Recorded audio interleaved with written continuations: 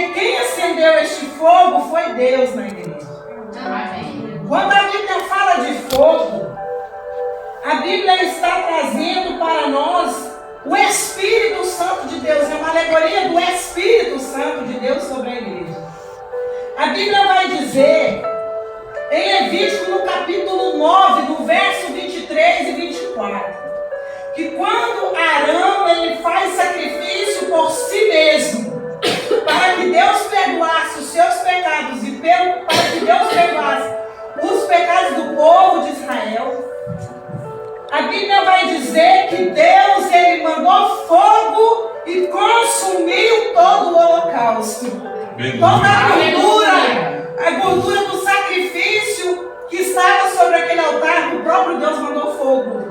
Amém. E a Bíblia diz que toda a congregação viu a glória de Deus sobre aquele altar. Aleluia, glória a Deus. E que o povo ficou maravilhado, adorando e glorificando a Deus, porque o próprio Deus acendeu o fogo sobre o altar.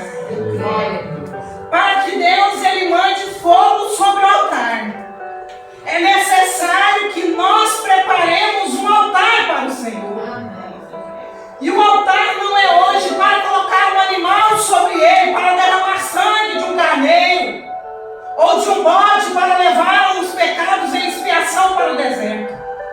O próprio Deus trouxe o Cordeiro de Deus e apresentou. Aleluia, E ele foi glória a imolado, Deus. sacrificado por nós. Aleluia, Jesus. Quando nós falamos de altar, o altar hoje é o nosso coração, é o teu coração, é o meu coração. E quando nós falamos de fogo, está apontando para o Espírito Santo que quebranta, renova e transforma a nossa vida. Aleluia, Jesus. Quando nós falamos de templo, entrar no templo, o sacerdote, o sumo sacerdote, a Bíblia vai dizer que nós somos o templo do Espírito Santo de Deus. Aleluia. 1 Coríntios, primeira carta de Paulo aos Coríntios, no capítulo 6, no verso 19, Paulo vai dizer aos Coríntios: não sabeis vós que vós sois o templo do Espírito Santo, onde Deus quer fazer morada através do Espírito de Deus. Por isso o altar é o teu coração.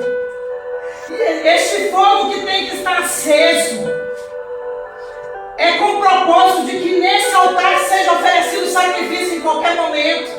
Amém. Por isso que a Bíblia vai dizer que lá o altar, o fogo tinha que arder sobre o altar durante toda a noite até de manhã. Era apresentado, era feito, era realizado 2 sacrifícios no dia. Um pela manhã e outro à tardezinha era realizado 2 sacrifícios.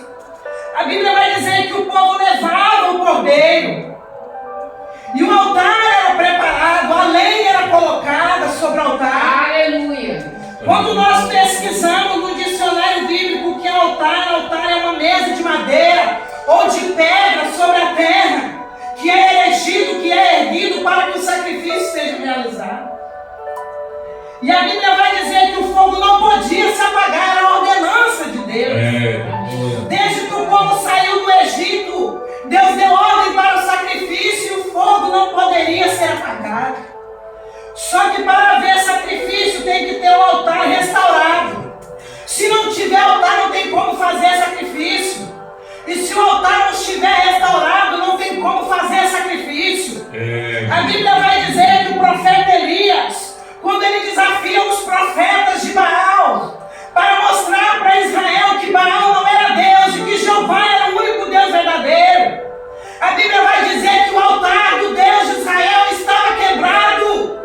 E os sacerdotes não estavam ministrando mais, sacrificando ao Deus de Israel. Os sacerdotes tinham se vendido, a maioria deles, para sacrificar a Baal. A Bíblia diz que eram 450 profetas de Baal e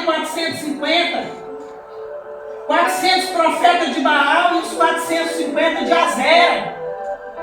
A Bíblia vai dizer que Elias, a primeira coisa que ele vai fazer quando ele chega diante do povo, é dizer que o altar tem que ser restaurado, tem que ser erguido, porque o altar estava quebrado. E se não tiver altar, não tem como fazer sacrifício. E se o altar estiver quebrado, não tem como oferecer sacrifício. Fora do altar, fora da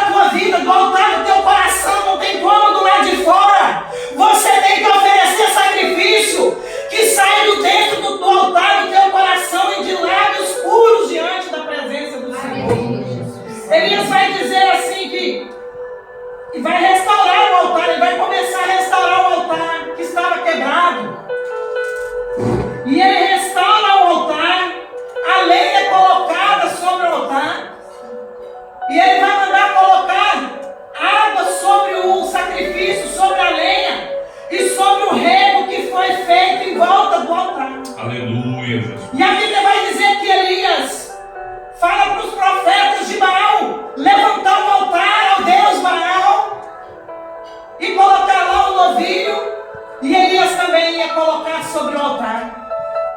Elias deu a oportunidade para que os profetas de Baal pudessem clamar ao seu Deus primeiro.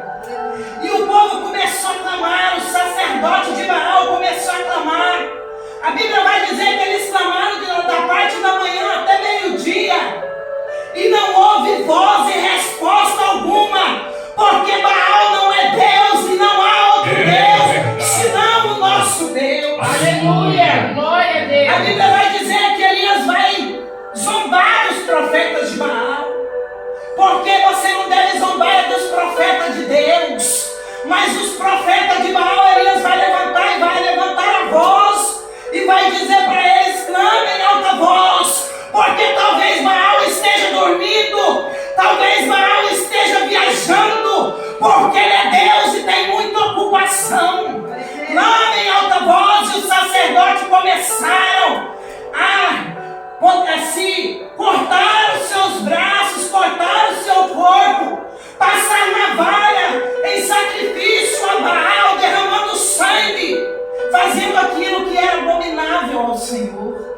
E mesmo assim Baal não respondeu, porque a Bíblia diz que os ídolos de escultura têm boca, mas não fala, tem ouvido, mas não ouve, tem os olhos, mas não vê, tem as mãos, mas não consegue apalpar, porque não tem vida, não tem espírito de vida neles, não tem fogo de Deus nele. Por isso eles clamaram e ficaram envergonhados diante do profeta de Deus. Aleluia. Glória A a Bíblia Deus. vai dizer que depois que eles não tiveram sucesso diante das suas preces a Baal e dos seus sacrifícios a Baal, Elias, depois que o altar foi restaurado e o sacrifício estava em cima ali da lenha, do altar, a lenha estava ali e o sacrifício sobre a lenha, a Bíblia vai dizer que Elias vai orar ao Deus de Israel. Aleluia. E a minha Bíblia vai dizer o que a tua Bíblia diz,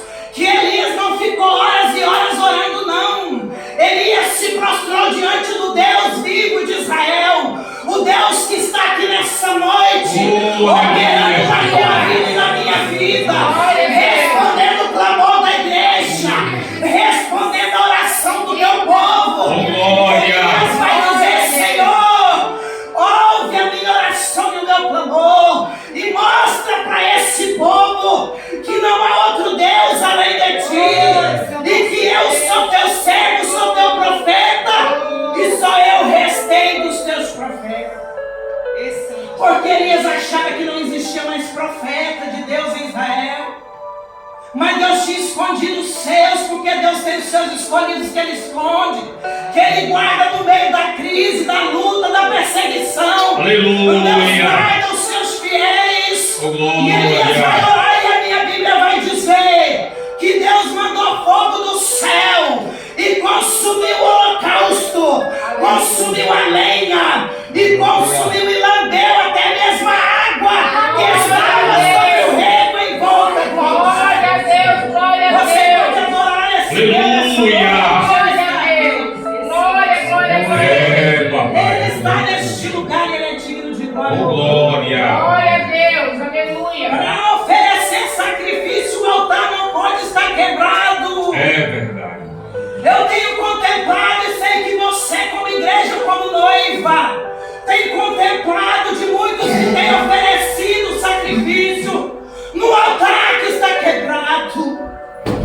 Quando o altar está quebrado, quer dizer que a vida não está diante da presença de Deus. Quer dizer que o Espírito Santo não está ali. O pecado, as orgias, os prazeres deste mundo, os prazeres dessa carne, fazem com que o altar seja quebrado. E Deus nos convida a restaurar esse altar nessa noite. Aleluia. Para oferecer um sacrifício de louvor e adoração a Ele.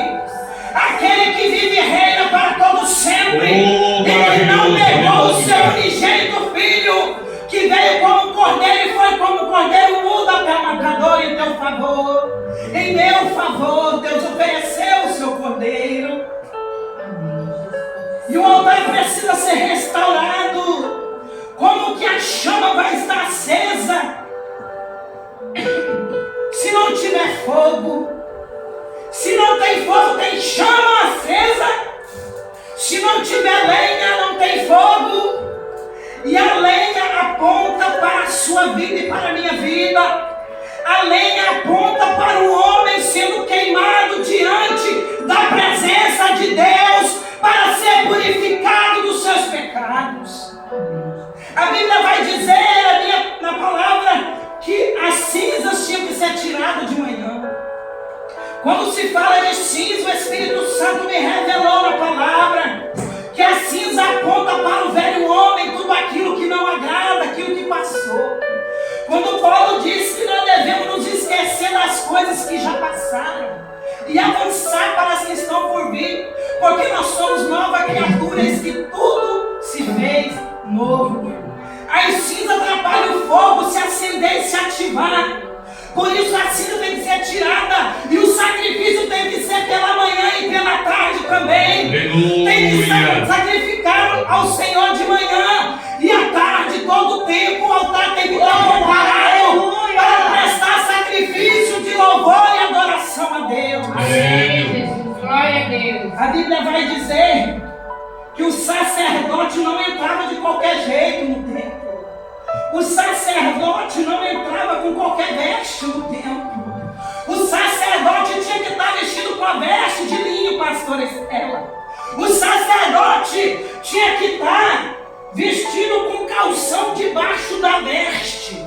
Sabe por que o calção debaixo da veste de linha? É porque o altar tinha um degrau, tinha os degraus. E quando o sacerdote ia subir os degraus, a sua nudez não podia apresentar nem diante de Deus. O sacerdote vestia a roupa apropriada para poder fazer o sacrifício ao Senhor. A Bíblia vai dizer que o sacerdote não podia entrar no altar embriagado. A Bíblia vai dizer, eu provo para você, você conhece a história, que os filhos de Arão entraram no templo com seus candeeiros na mão, com o candelabro, melhor dizendo, em suas mãos, com azeite.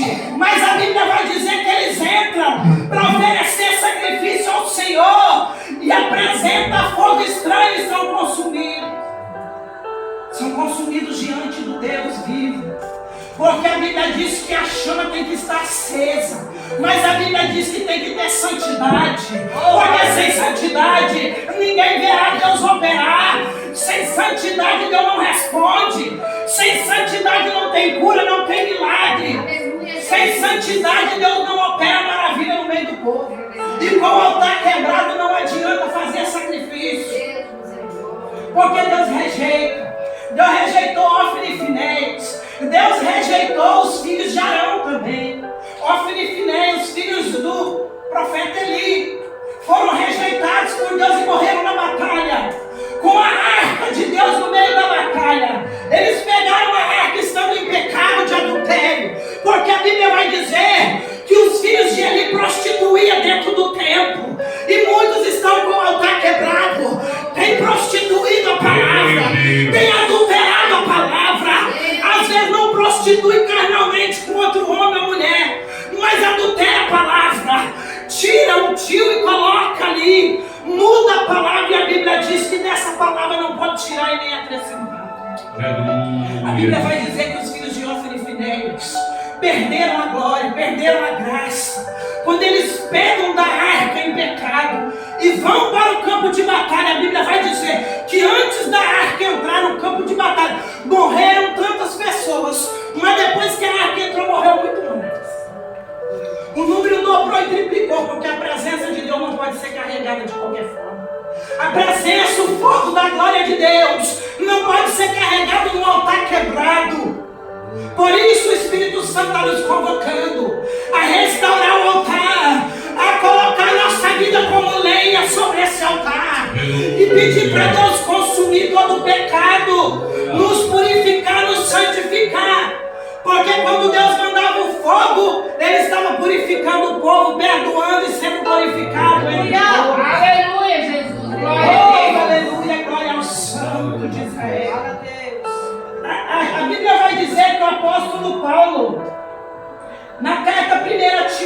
no versículo do capítulo 1 e no verso 6.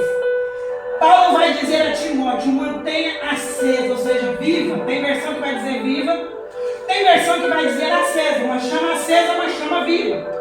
Paulo vai dizer a Timóteo, mantenha acesa a chama do dom de Deus que está em você. Aleluia. O dom que ele recebeu por imposição de mãos. Esse dom precisa estar aceso, ativado. Essa chama do dom de Deus precisa estar acesa na sua vida e na minha vida. Aleluia, Jesus. Glória a Deus. Se o fogo se apagar, se a chama não estiver acesa, quer dizer que a presença de Deus se foi. Mas que nós viemos buscar manter essa chama acesa. Nós somos convidados por Deus a manter essa chama acesa. Através da oração, da leitura da palavra, para permanecermos firmes, principalmente nos dias maus. Os dias são maus e por isso nós precisamos que esse fogo esteja aceso, essa chama na nossa vida, no altar do nosso coração, para que nós possamos vencer os dias maus, vencer o inimigo. Aleluia, Jesus. O quanto é difícil manter uma chama acesa. O quanto é difícil, seja em qualquer área for, seja no casamento, seja na família, seja no trabalho. Muitos começam com uma chama acesa no ministério, para reger, para louvar, para pregar, para fazer a obra no diaconato. Muitos começam com seus projetos e sonhos com a chama acesa, mas passa um tempo e de repente essa chama se apaga. Por que razão essa chama se apaga? A chama se apaga porque as cinzas estão ali atrapalhando. Tem que tirar a cinza e colocar lenha ali nova para que o fogo seja reativado a chama. Aleluia, Jesus. Amém, Jesus. O inimigo, ele é especialista em tentar parar os seus sonhos, os seus projetos, o projeto de Deus na tua vida. O espírito do medo é enviado do inferno para tentar parar os projetos de Deus na vida da igreja. Mas quando a chama está acesa no altar, quando o fogo está ardendo continuamente sobre a sua vida, você tem ousadia e autoridade para vencer o mal. Porque é o fogo da presença do Espírito Santo que traz autoridade sobre a igreja. Você lembra do apóstolo Pedro? Os discípulos, antes de receber essa chama, de ter a chama do Espírito Santo acesa nos seus corações no altar da sua vida, Pedro negou Jesus por 3 vezes. Mas quando a Bíblia diz que lá em Atos eles recebem o Espírito Santo de Deus, Pedro vai pregar com ousadia e autoridade e vai ganhar mais de 3.000 almas para Jesus na sua primeira pregação. Aleluia. Porque se o fogo de Deus estiver ardendo na vida de uma pessoa, o ministério flui, o casamento flui na presença do Senhor e fica firme de pé. A família permanece de pé diante da presença de Deus, quando o fogo de Deus está aceso na nossa vida. Pedro ganhou almas porque ele tinha autoridade do Espírito e o fogo da chama estava aceso. E não só Pedro, os apóstolos fizeram a diferença. Todos eles no seu chamado que Cristo deu a eles. Aleluia. A Bíblia vai dizer que cada chefe de família trazia um cordeiro para ser sacrificado. De manhã e à tardezinha. Você como chefe da sua família, da tua casa. Você como mulher de Deus dentro da tua casa. Precisa apresentar o sacrifício pela manhã e pela tarde ao Senhor. Amém.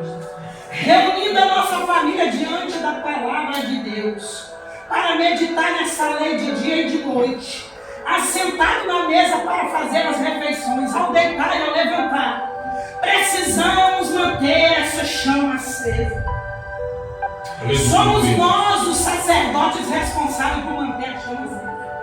A Bíblia diz que nós somos sacerdócio real, a apóstolo Pedro vai dizer. Nação eleita escolhida. E se nós somos sacerdotes, nós precisamos apresentar sacrifício ao Senhor. E somos nós os responsáveis por manter essa chama acesa. Por qual motivo essa chama deve estar acesa? O propósito particular dessa chama estar acesa, o fogo, a chama, é para que o altar possa receber sacrifício em todo momento. O altar possa receber sacrifício em todo momento. A chama tem que estar acesa. Aleluia. Você é responsável por manter essa chama. Eu sou responsável por manter essa chama acesa na minha vida. Se eu parar de orar, se eu parar de me alimentar dessa palavra de Deus, que é lâmpada para os nossos pés e luz para o nosso caminho, se eu parar de meditar na lei do Senhor, de orar e de jejuar e de me santificar, se nós deixarmos de praticar aquilo que Jesus nos ensinou, Ele mesmo fazia, Ele orava, Ele curava, libertava, ressuscitava os mortos, mas ia para o monte orar, passava a madrugada orando e buscando a Deus por Ele, pelos discípulos e pelos votos que o Pai traria para Ele. Porque em sua oração Ele dizia certa vez: eu não oro só por esses que estão comigo, mas por todos aqueles que o Senhor trará, que o Pai traria a Deus, a Jesus. E nós somos responsáveis por manter essa chama acesa. A Bíblia vai dizer que João Batista declara em João capítulo 1, verso 29: eis o Cordeiro de Deus que tira o pecado do mundo. O Cordeiro que o próprio Deus ofereceu pela humanidade. Ele foi imolado por você, por mim, pela tua família, por todo aquele que crê. Glória a Deus. A nós cabe, como sacerdote, manter essa chama acesa. Quando a chama do Espírito Santo está acesa na nossa vida, nós temos prazer de ir para a casa do Senhor. O inimigo, ele fica estudando as nossas fraquezas, igreja. Ele é especialista em estudar as fraquezas do homem. Desde lá do jardim do Éden, ele observava Eva, ele observava Adão. E ele viu que ele podia chegar em Eva. Ele chegou primeiro ali no ponto mais forte. Ele chegou em Eva porque ele estudou as fraquezas dela, como mulher. E ele estuda as tuas e as minhas fraquezas para poder tentar nos enfraquecer, tirar de nós o prazer de ser cristão, de servir, de adorar, de orar. E ele vem com aquela sutileza, com aquela audácia, com aquela astúcia, porque Satanás, ele é astuto. A Bíblia diz que nós, como cristãos, nós não temos que ser astutos. Nós temos que ser prudentes como a serpente e simples como a pomba. Satanás não é prudente nem simples. Satanás é astuto. Ele tem astúcia, ele estuda a tua vida e a minha para descobrir as nossas fraquezas, para tentar infiltrar dentro da nossa mente, do nosso coração, que é o altar de Deus, colocar aqui que não há razão e que não há motivo, que não vale a pena servir ao Senhor e prestar sacrifício de luto. Mas eu quero dizer para você que quando o fogo está aceso, Satanás não permanece, porque onde há fogo, os gafanhotos são destruídos, os demônios batem retirada, porque quando ele olha para a tua vida, quando ele olha para a vida de um levita, de um adorador, de uma adoradora, de um pregador, de um servo de Deus, quando ele olha para uma mãe de família, o pai, o servo do Senhor, e vê o fogo de Deus nos olhos dele, ele bate em retirada porque ele não resiste à unção. A Bíblia diz que acontecerá naquele dia. Isaías disse que acontecerá, que a unção de Deus despedaçará com todo o jugo, com toda a cadeia, com toda a fraqueza que Satanás traz. A chama se apaga, o entusiasmo de servir, de adorar, de buscar, de orar e de buscar a Deus, de pregar, de evangelizar. Sabe por quê? É porque muitas das vezes a religiosidade, a inflexibilidade, os pecados, tudo isso faz com que a chama se apague. Por isso nós precisamos alimentar essa chama, todo dia de manhã colocando madeira, orando, colocando a oração, orando. Quando você ora, você coloca madeira sobre o altar. Quando você adora no meio da luta, da dificuldade, você coloca madeira sobre o altar da tua vida. E você está dizendo: Senhor, a chama está acesa, eu te adoro, aqui está o meu sacrifício, o meu louvor, a minha família é tua, a minha oração, Senhor, recebe como madeira no altar da minha vida e manda o fogo da tua presença. Aleluia, Jesus. Quando o fogo desce, Satanás ele bate em retirada. As enfermidades caem por terra. A porta se abre quando a chama está acesa no altar da nossa. Aleluia, Jesus. Quando Satanás olha para um homem e para uma mulher, ele não está procurando posição social, intelectual, posição econômica, ele não está procurando aparência física, ele não está procurando beleza ou falta de beleza. Porque eu quero dizer para você que a minha Bíblia diz que Jesus ele andou sobre essa terra e ele não tinha uma boa aparência para que ninguém o desejasse. Foi o Pai que o fez assim, que o criou assim. Mas eu quero dizer para você que quando Satanás olhava para Jesus, ele via a beleza interior do coração de Jesus. Ele via a beleza e o fogo do altar de Jesus aceso diante da presença de Deus. Aleluia. É por isso que Satanás não resistia à palavra de Jesus. Quando Jesus ia falar com Satanás, Jesus usava a palavra. Quando Jesus foi tentado no deserto, estava ali sendo preparado para o seu ministério. Por 40 dias e 40 noites, a Bíblia vai dizer que ele não comeu, ele se preparou ali para o seu ministério. Jesus começou o seu ministério com 30 anos e foi um ministério apenas de 3 anos. Mas foi o maior dos ministérios que houve sobre essa terra. Mas eu quero dizer para você que o próprio Jesus diz que aquele que está nele fará as mesmas obras, ou ainda maiores, porque ele foi para o Pai. E ele nos deu a armadura de Deus. Ele nos deu a armadura, armas para lutar. Ele nos deu o Espírito Santo Consolador, que nos ensina todas as coisas, que intercede por mim e por você com gemidos inexprimíveis, quando nós não sabemos o que pedir, porque a Bíblia diz que nós não sabemos orar. Mas o Espírito Santo esquadrinha o teu coração essa noite. Eu já estou findando para orarmos, que já estou terminando o meu tempo, a minha participação. Mas eu sei que o Senhor está operando no nosso meio nessa noite. E Ele trouxe essa palavra revelada para o teu e para o meu coração. Restaure o altar da tua vida.